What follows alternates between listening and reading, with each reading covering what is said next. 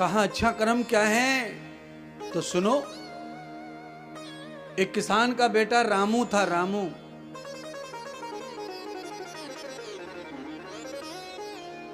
रामू नाम का जो किसान का बेटा था, वो लोटा पानी भर करके अपने पिताश्री को ले गया खेत पर।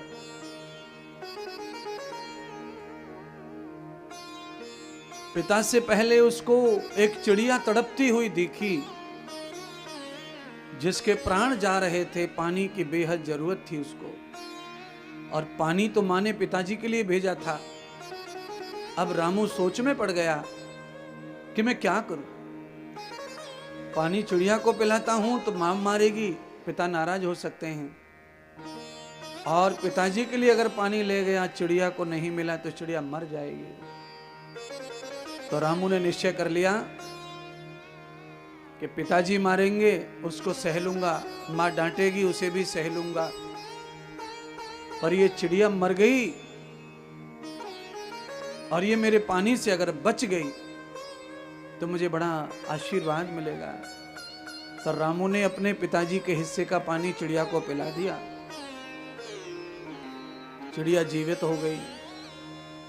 रामू जब पानी पिला रहा था, वहां पे रामू का बड़ा भाई खड़ा था। उसने रामू को डांटा और कहा, रे मूर्ख, इस चिड़िया को पानी पिलाने का क्या फायदा? ये जीवित होके चली जाएगी, लौट के कभी नहीं आएगी तेरे पास धन्यवाद देने के लिए, और ये धन्यवाद भी नहीं देगी और किसी को नहीं बताएगी कि तूने इसके प्राण बचाए। रामू ने कहा कि मैंने पानी धन्यवाद देने के लिए पिलाया ही नहीं है, मैंने तो इसके प्राण बचाने के लिए अपना कर्तव्य किया है। इसलिए भैया, मैंने अपना कर्तव्य किया, इसलिए मुझे धन्यवाद चिड़िया से चाहिए ही नहीं, मुझे वाह वाह नहीं चाहिए। महात्मा बुद्ध ने अपने शिष्य को समझाते हुए कहा, जिस समय रामू ने चिड़िया को पानी पिलाया और उसके बड़े भाई ने डांटा कि तूने व्यर्थ सेवा कर दी, पानी व्यर्थ गया तेरा, ना तो पानी का कुछ मिला, न धन्यवाद न एहसान। तो महात्मा बुद्ध कहने लगे, हे शिष्य, रामू ने जो अपने पिता के हिस्सा का पानी चिड़िया को पिलाकर उसे जीवन दान दे दिया और बदले में एहसान भी नहीं मांगा और धन्यवाद भी नहीं मांगा, मानव समाज में यही अच्छा कर्म है। अगर ऐसा कोई कर्म करने लग जाए तो उसके यहाँ पुण्य का खजाना भर जाएगा। इतना सारा पुण्य, इतना सारा पुण्य उसकी झोली में आएगा कि उससे समेटे ना समटेगा। कभी भी धन्यवाद पाने के लिए, एहसान जताने के लिए कभी किसी की मदद नहीं करनी चाहिए। महात्मा बुद्ध कहते हैं, मदद कर्तव्य समझकर करनी चाहिए। जैसे सूर्य हम सबकी मदद कर रहे हैं, हमारा अंधेरा मिटा देते हैं और वो धन्यवाद नहीं चाहते। हवा हमारी श्वास चला रही है, प्राणों को जिंदा रख रही है, वो भी धन्यवाद नहीं चाहती। धरती हमारे मलमूत्र से लेकर सब प्रकार का दंड सह रही है, धन्यवाद नहीं चाहती। आकाश के नीचे हम रहते हैं, आकाश धन्यवाद नहीं चाहता।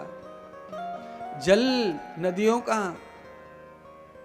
हम सबके प्राण बचा रहा है, धन्यवाद नहीं चाहता। जिससे तुम्हारा शरीर बना है वह देवता 5 और पांचों धन्यवाद नहीं चाहते और आपकी सेवा में निरंतर लगे हुए हैं, तो वो कहते हैं कि तुम हमारे अंश से बने हो, तो तुम्हें भी हमारे लक्षण और गुण और स्वभाव धारण करके समाज में मानव सेवा को करते रहना चाहिए। तब तुम्हारा भी यश सूर्य की तरह, चंद्रमा की तरह, पृथ्वी आकाश की तरह अनित्य हो जाएगा, अजर हो जाएगा। कथा में आने के बाद यही सीखना जरूरी है। पर मुश्किल कहां आ रही है? मुश्किल यहां आ रही है कि हम थोड़ा सा भी किसी की मदद करते हैं तो 50, 100, 200, 500 जगह तो उस बात को जरूर बताते हैं और जब तक मर नहीं जाते वो बात हम भूलते ही नहीं है कि हमने किसी के साथ क्या अच्छा किया, बोलते रहते हैं। श्रेष्ठ कर्म करने का मतलब है कि उसको गाओ मत, नहीं तो उसका यश खत्म हो जाता है, उसका पुण्य क्षीण हो जाता है। और पुण्य क्षीण नहीं होना चाहिए तो उसके लिए जो कर दिया वो किसी को पता नहीं चलना चाहिए कि तुमने किसी के साथ कितना अच्छा कर दिया, कानों कान पता न चले किसी को, उसका बेहद बड़ा पुण्य मिलता है। देखिए, ओपन में खेती करो और पन्नी के अंदर खेती करो, दोनों में फर्क है। जब आप पन्नी के अंदर चारों तरफ से दीवार बनाकर प्लास्टिक की खेती करते हैं तो खेती बहुत सुंदर होती है। क्यों? क्योंकि उस पर बाहर का वायरस नहीं पड़ता और वो दुनिया की नजर में भी नहीं पड़ती, इसीलिए कई गुनी ज्यादा होती है खेती। और जो खेती ओपन हो रही है उस पर अनेक वायरस आते हैं, अनेक लोगों की दृष्टि पड़ती है। कभी सूर्य ज्यादा हो जाता है खेती में, कभी चंद्रमा ज्यादा हो जाता है, कभी हवा कभी पानी।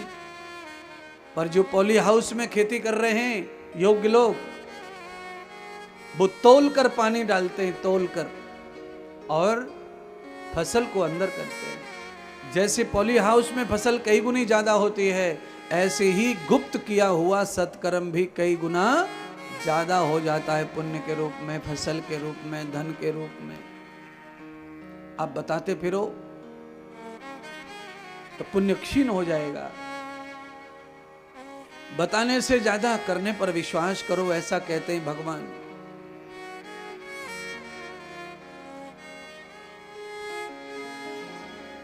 ऋषि मुनि सब आगे कथा सुनने के लिए सूत जी के आश्रम पर। आभार महत कर्मम भूय भागवतम तथा कृष्णम। श्रीमद् भागवत कथा का महत्व सुनने के लिए ऋषि मुनि पधार गए गंगा के श्री तट पर। प्रयागराज में भी कथा सुनी है ऋषियों ने, और नैमिषारण्य में भी कथा सुनी है ऋषियों ने। बंधुओं,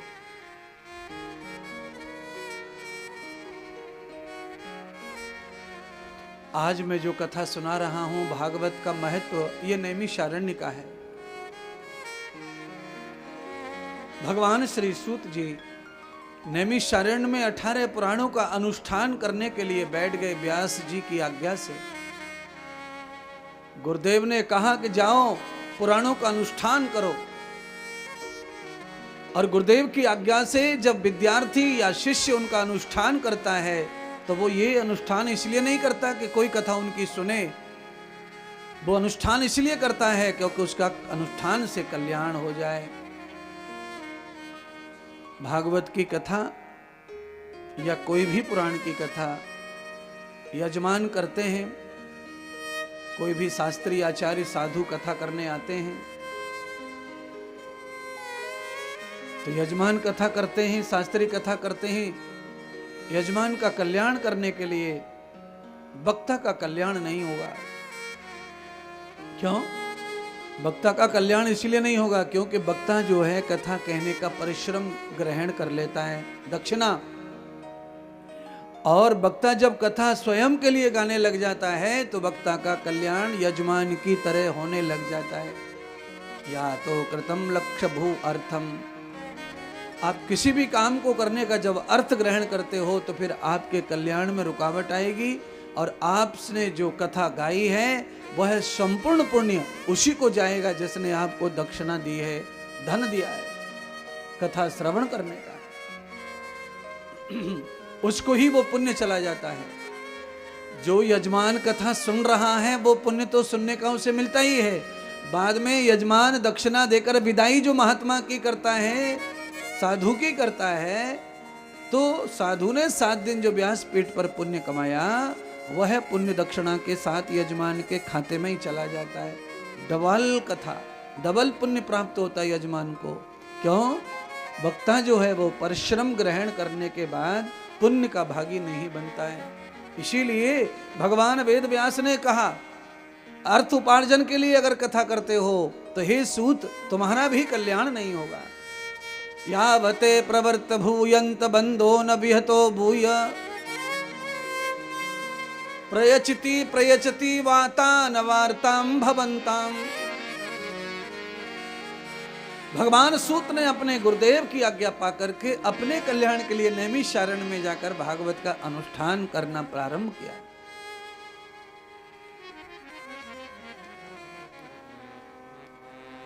और कैसा अनुष्ठान किया?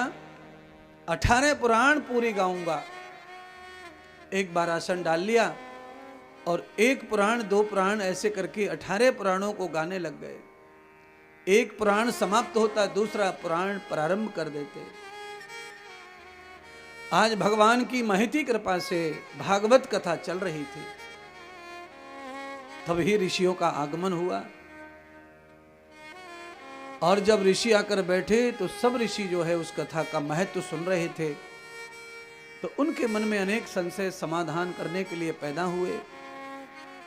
सौनक आदि ऋषियों ने भागवत में जो अनुष्ठान की बात कह रहे थे श्री सूत जी, और उन्होंने ये कह दिया था कथा में गाते गाते गाते गाते, और सुन लिया था सौनक जी ने कि भागवत कथा श्रवण करने से व्यक्ति को साक्षात भगवान कृष्ण के दर्शन का फल प्राप्त होता है और उसे वैकुंठ की प्राप्ति हो जाती है। साथ ही साथ ये भी कथा गाई कि उसके पितरों का भी कल्याण सहज हो जाता है। और कोई शक नहीं है महाराज, जीवित में अगर बेटा अपनी मेहनत और परिश्रम से कमाता है तो घर के कई बुजुर्गों का वो पालन पोषण करता है, बिना कहे बिना मांगे। घर में सबके लिए भोजन बनता है, उसमें से ही बुजुर्गों को प्राप्त हो जाता है। घर में सबके लिए घर बनता है, उसमें से ही कमरा बुजुर्गों को मिल जाता है। घर में कोई सामान अच्छा खाने को लाते हैं, उसमें से थोड़ा बुजुर्गों को मिल जाता है। ऐसे ही जब यजमान सत्कर्म रूपी भागवत करता है कल्याण अपने के लिए, उसमें से ही अंशभूत मिल जाता है पितरों को, चाहे वो जीवंत हो चाहे वो मृत हो। इसीलिए एक बार दो बार तीन बार भागवत कथा अवश्य ही जीवन में करनी चाहिए। जैसा सुविधा हो, जैसी ताकत हो, वैसा ही कथा श्रवण करनी चाहिए। आपकी छोटी ताकत है, छोटा वक्ता बुला लो।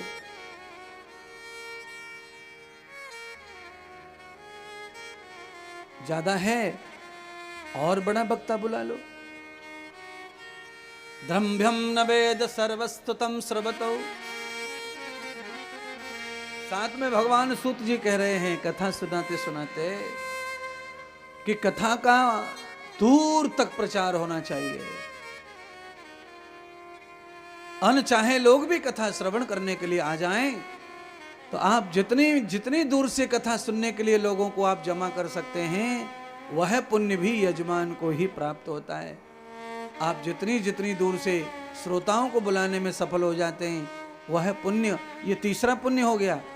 एक कथा करवाने का पुण्य, सुनने का पुण्य, दान करने का पुण्य, और दूर से कथा सुनने के लिए बुलाने का पुण्य।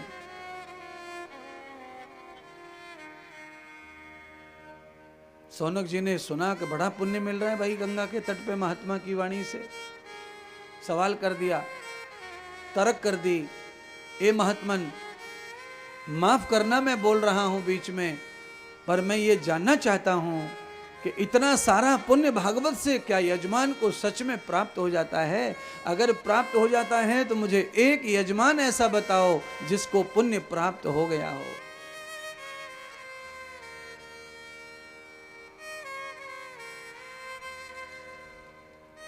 तो भगवान श्री सूत जी ने अनेक यजमानों के नाम गिनाए, अनेक यजमानों के।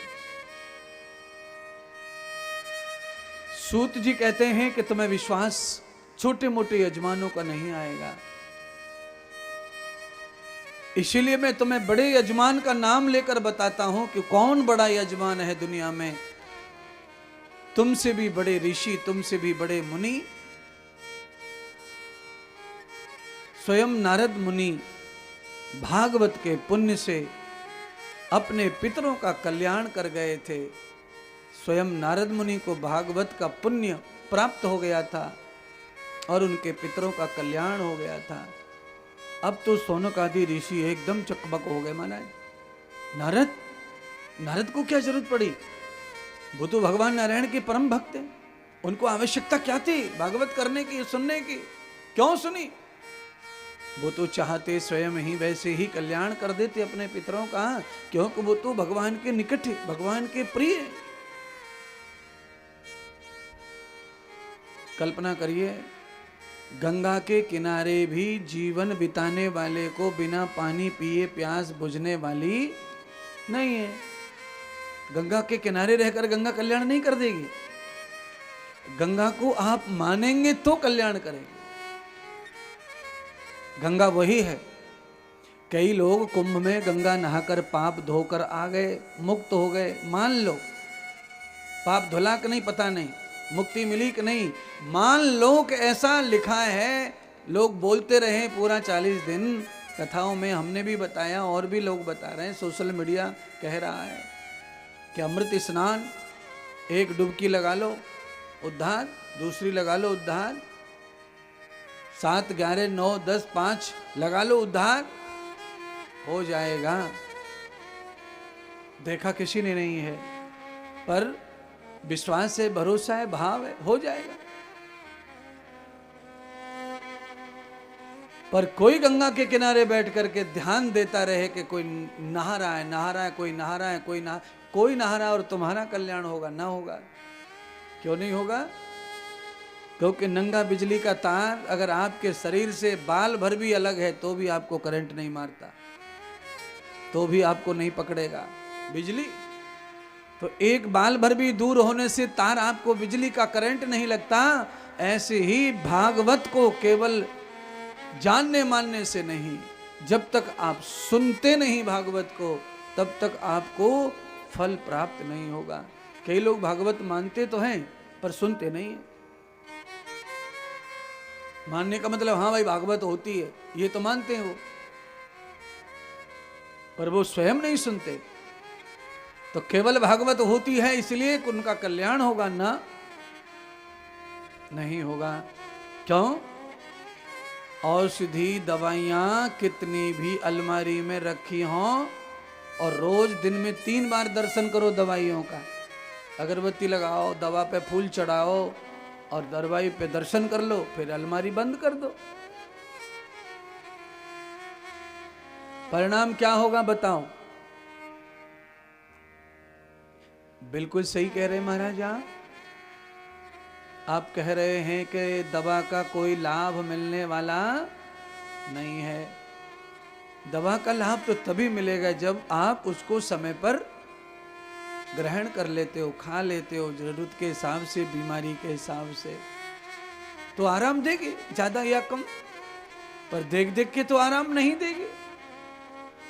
तो महाराज देखने से आराम किस चीज का लगता है?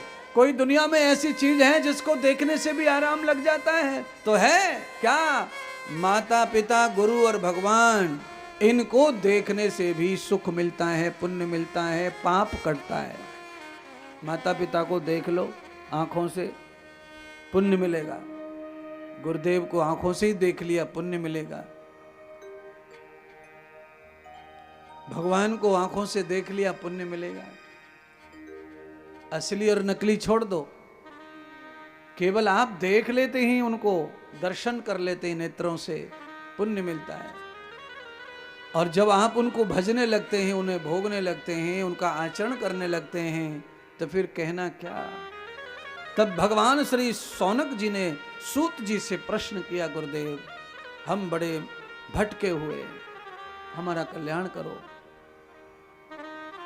आपका नाम सुनकर आए हैं परमात्मा, हमारा कल्याण कर दो।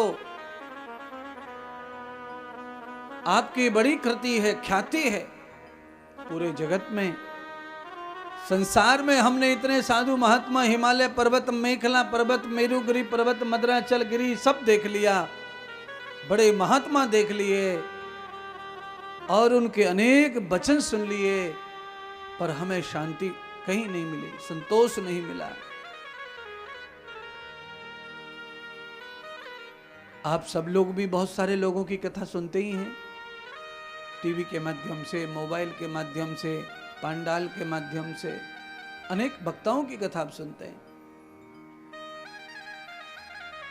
पर आपके जीवन में भी अशांति है,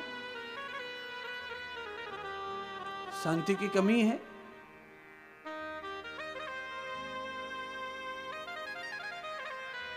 तो शांति की कमी कैसे समाप्त होगी और परम शांति कैसे मिलेगी? उसके लिए सौनक जी ने प्रार्थना की कि हमें परम शांति प्रदान करो। घर परिवार गृहस्थ सब छूट गया और सारा संपन्न हो गया गृहस्थ। अब हम सब 88,000 ऋषि वानप्रस्थ में निकले हैं, यानी कि गृहस्थ का त्याग करके निकले हैं। अब शांति चाहिए।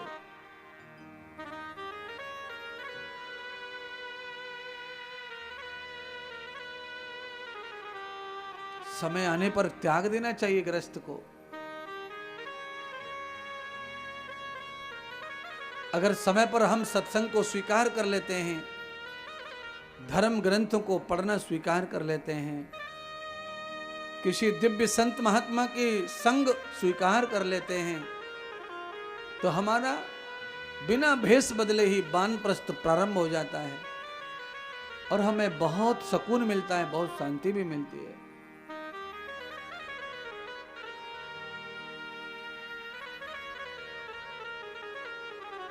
सौनक जी ने कहा कि विस्तार पूर्वक नारद जी की कथा सुनाओ। तो भगवान सूत जी सबको शिष्य मानकर दीक्षांत किया, सबको गुरु दीक्षा दी, सबको शिष्य बना लिया। और शिष्य बनाने के बाद में गुरु ज्ञान देने लगे सूत जी। और गुरु ज्ञान में वही सुनना चाहते थे बार बार, नारद का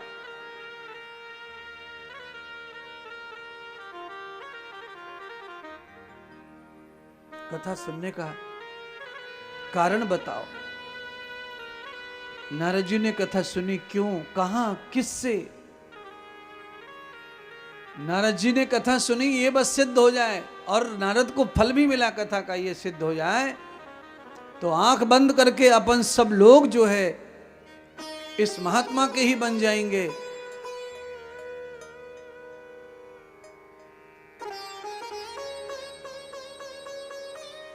और पावन भागवत पर पूर्णतः विश्वास करेंगे और भागवत का ही प्रचार प्रसार, उनका ही भजन करेंगे। भागवत की भजन, भागवत की श्रद्धा, भागवत की निष्ठा व्यक्ति को कम से कम अच्छा श्रोता तो बना ही देती है, कम से कम। और अच्छे श्रोता का मतलब बहुत बड़ा पुण्य हो गया, आपके मानव जन्म का बहुत बड़ा सत्कार हो गया।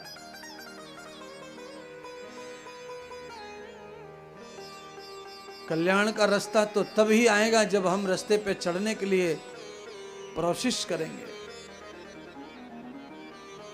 कल्याण के मार्ग पर जाने के लिए पहले भागवत के मार्ग से जाना पड़ता है। अर्थात जब आप एक्सप्रेस वे पे चढ़ते हैं या 4 पतरी रोड पे चढ़ते हैं, तब आपको छोटे छोटे अलेख रोडों से चढ़ना पड़ता है।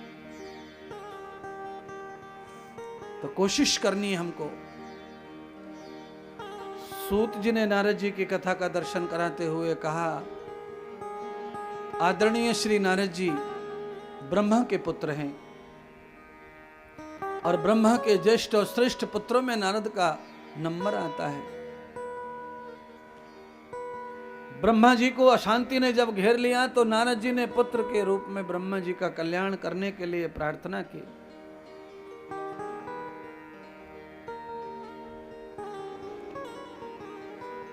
ब्रह्मदेव कृपा कीजिए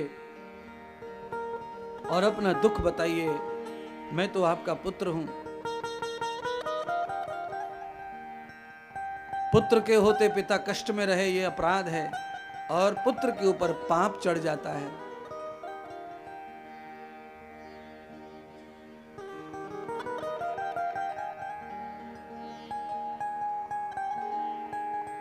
नारद जी को ब्रह्मा जी ने दुख नहीं बताया।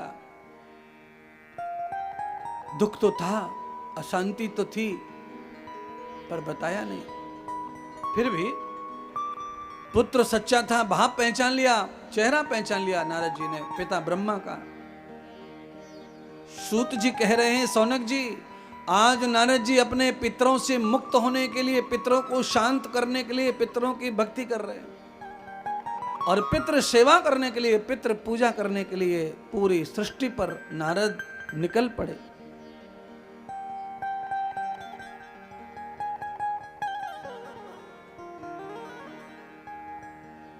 नारद जी 4 धाम सप्तपुरियां जाके आ गए और सभी सागरों पर जाकर के अपने पिता माता के लिए पूजन किया है। ऐसा नहीं घूम रहे ना ना ना ना ना ना ना। जिस तीर्थ में नारद पहुंचे उस तीर्थ में पूजन किया है, पूजन। और क्यों? ये नहीं तो ये नहीं तो ये नहीं तो ये, किसी भी तीर्थ से लाभ प्राप्त हो जाए, मेरे पिता स्वस्थ और मस्त हो जाए, प्रसन्न हो जाए।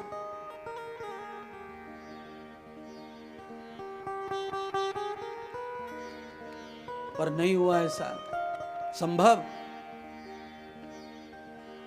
नारद जी परेशान हो गए। अंत में सौनक जी कह रहे हैं, क्या हुआ फिर आगे, नारद जी ने क्या किया? तो नारद जी ने कुछ नहीं किया। नारद जी परेशान हो गए, दुखी हो गए, चिंतित हो गए, बैठ गए एक जगह, शोक करने लगे।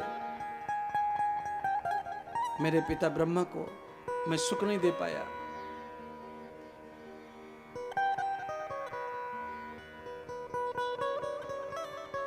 पिता की शांति के लिए कोई रास्ता नहीं निकला मेरे पास। मेरा जीवन किस काम का है? जो पुत्र अपने माता पिता की खुशी नहीं प्रकट कर सकता,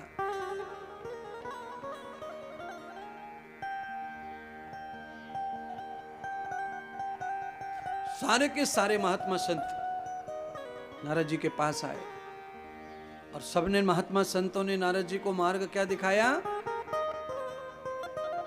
कि नारद तुम सबके साथी हो, सबके हमदर्द हो,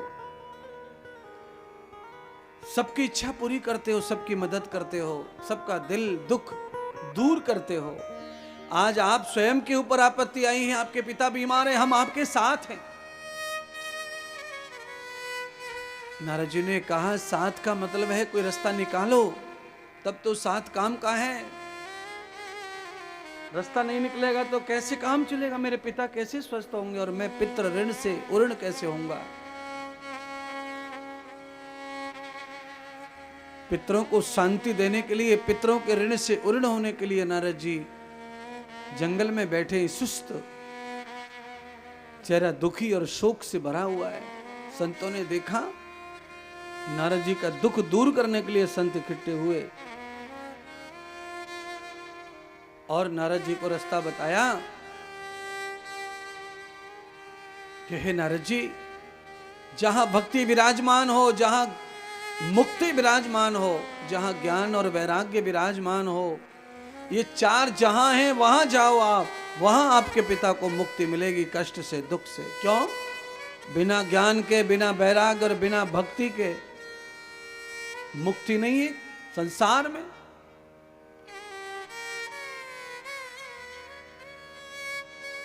पैसों से मुक्ति मिलती है तो सबको मिल गई होती, पैसे वालों को।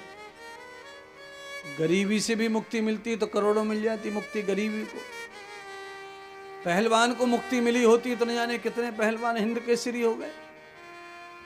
बड़े वैज्ञानिक को मुक्ति मिली होती न जाने कितने फिलोसफर हो गए। नहीं मिले। मुक्ति कब मिलेगी? जब आपके अंदर भक्ति, ज्ञान और वैराग्य प्रवेश हो जाएंगे पूरी तरह, तब आपको मुक्ति का मार्ग मिलेगा। नारद जी को रास्ता संतों ने बताया और संत ही है जो अच्छा मार्ग बता सकते हैं। कौन सा मार्ग बताया नारद जी को? नारद जी को कहा, इस समय भक्ति जो है विराजमान है श्री वृंदावन में, जाओ। नारद जी तो जो कोई कह दे वहीं चले जाते थे। नारद जी संतों को कहने से वृंदावन की ओर चल पड़े।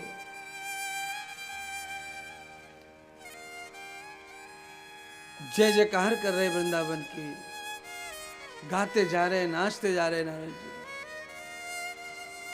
वृंदावन की महिमा भी गा रहे हैं और साथ में वृंदावन की महिमा को मानने के लिए चल पड़े, पूजने के लिए चल पड़े। रे मन चल रे वृंदावन धाम, राधे राधे मन चल रे वृंदावन धाम, राधे राधे गाएंगे। मन चल रे वृंदावन धाम, राधे राधे गाएंगे। चल रे वृंदावन धाम, राधे राधे गाएंगे। हाँ, राधे राधे गाएंगे, श्यामा श्यामा गाएंगे, राधे राधे गाएंगे, श्यामा श्यामा गाएंगे। मन चल रे वृंदावन धाम, राधे राधे गाएंगे। ओ मन चल रे वृंदावन धाम, राधे राधे गाएंगे। मन चल रे वृंदावन धाम, राधे राधे गाएंगे। मन चल रे वृंदावन धाम, राधे राधे गाएंगे।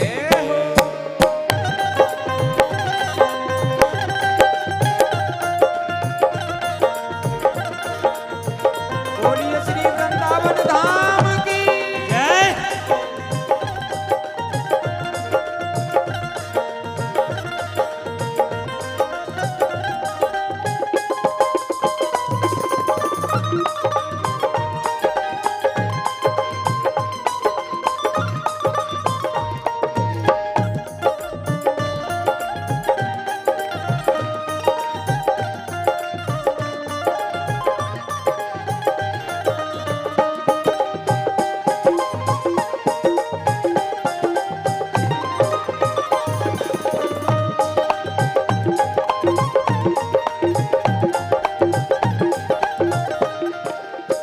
वृंदावन में यमुना किनारा, वृंदावन में यमुना किनारा, वृंदावन में यमुना किनारा, वृंदावन में यमुना किनारा।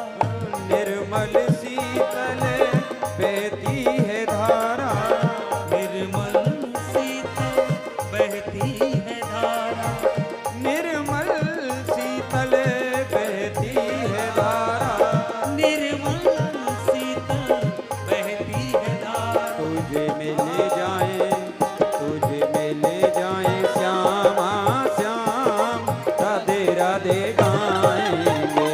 तुझे मिल जाए श्यामा श्याम, राधे राधे गाएंगे। मन चल रे वृंदावन धाम, राधे राधे गाएंगे। ओ मन चल रे वृंदावन धाम, राधे राधे गाएंगे।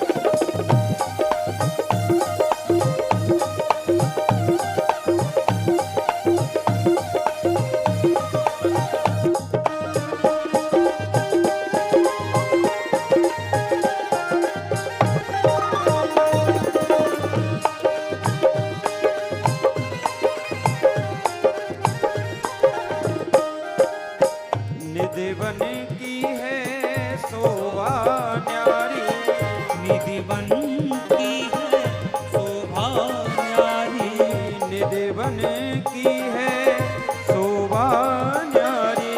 निधिवन की है शोभा न्यारी। हरिदास जू के बांके बिहारी, हरिदास जी के बांके बिहारी, हरिदास जू के बांके बिहारी। हरिदास जी के बांके बिहारी। तेरे बन जाए, तेरे बन जाएंगे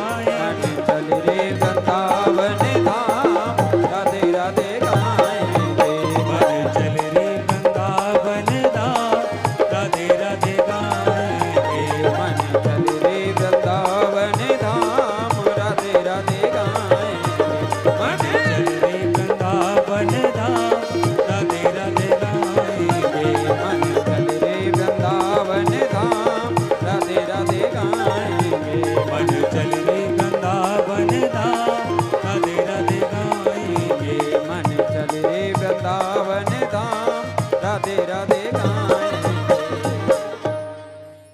वृंदावन परम धाम की जय हो श्री भागवत भगवान भगवान की जय हो। बोलिए श्री सतगुरुदेव भगवान की जय हो। सूत जी ने सौनक जी को पावन कथा का पुण्य दर्शन करवाया। हे सौनक आदि ऋषियों, संत महात्माओं के कहने से श्री नारद जी वृंदावन की पावन धरती पर आ गए और भक्ति से मिलन भी हो गया, भेंट भी हो गई।